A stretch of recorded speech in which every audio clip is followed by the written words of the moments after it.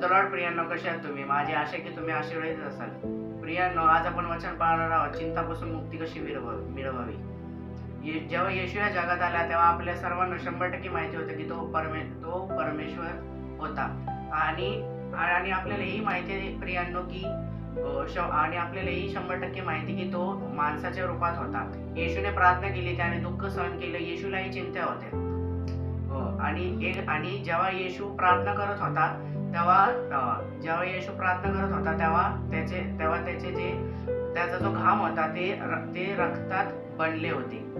आणि कितीतरी लोक असं म्हणतात की तो परमेश्वर होता, तो देव होता. पण प्रियांनो, आज तुम्हाला कळू दे की तो एक माणूस पण होता. प्रियांनो, कितीतरी लोक प्रियांनो चिंता आणि काळजी करतात देवापा, पण चिंतानी फक्त तोटाच होतो. चिंतानी कधी यश मिळत नाही प्रियांनो. म्हणून प्रियांनो, आज मी तुमच्यासाठी एक वचन घेऊन आलेलो आहे देवाप्पा, चिंतापासून मुक्ती कशी मिळवावी. प्रियांनो, आता आपण वचन पाहूयात. योहानाचा 14वा अध्याय 1 वचन. तुमचे अंतःकरण अस्वस्थ होऊ नये, देवावर विश्वास ठेवा आणि माझ्यावरही विश्वास ठेवा. याचा अर्थ असा होतो की आपल्या मनाला आपण कधीही चिंता करण्यापासून थांबवू शकतो. आणि याचा उत्तम मार्ग आहे की आपल्याला जेव्हा चिंता येते तेव्हा आपण येशूच्या चरणाजवळ जाणं. कित्येक लोक असे करतात की ते आपली चिंता मनुष्याला सांगतात, पण मनुष्य तुमची मदत करेल किंवा नाही, पण येशू तुम्हाला यातून नक्कीच बाहेर काढेल. तर तसेच येशू तुम्हाला म्हटला, घाबरू नको, माझ्यावर विश्वास ठेव. तर आता ऐका, तुम्ही जेव्हा प्रार्थनेत येशूला काहीतरी मागता तेव्हा देव तुम्हाला देत नाही. कारण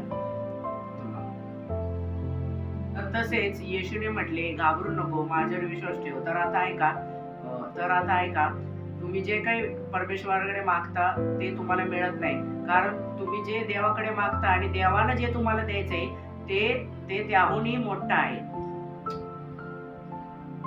तर आता तसेच येशूने म्हटले, घाबरू नको, माझ्यावर विश्वास ठेव. तर प्रियांनो, आता ऐका की तुम्ही जे काही प्रार्थनेत मागता ते तुम्हाला मिळत नाही. कारण तुम्ही जे मागता आणि देवाला तुम्हाला जे द्यायचंय ते खूप मोठं आहे. आणि जर ते तुम्हाला वेळेच्या अगोदर मिळालं, ते तुम्ही फार काळ टिकवू शकणार नाही. आणि जर तुम्हाला ते नाही मिळालं तर काय होत आहे, तुम्ही चर्चला जातात, तुम्ही प्रार्थनेत वाढतात, तुमच्यात धीर येत आहे आणि तुम्ही एक चांगला व्यक्ती बनत आहात. परमेश्वर तुम्हाला देणार आहे. परमेश्वर तुम्हाला नक्की देणार आहे. तुमचं जॉब बदलेल, तुमचं आयुष्य बदलेल. फक्त प्रियांनो, तुम्ही देवावर विश्वास ठेवा, त्याच्या वेळेवर विश्वास ठेवा. देव तुम्हाला तुमच्यापेक्षाही जास्त ओळखतो.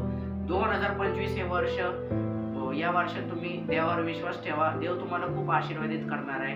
माझी आशा आहे प्रियांनो, देव या वचनाद्वारे तुमच्याशी नक्की बोलला असेल. परमेश्वर तुम्हाला या वचनाद्वारे आशीर्वादित करणार.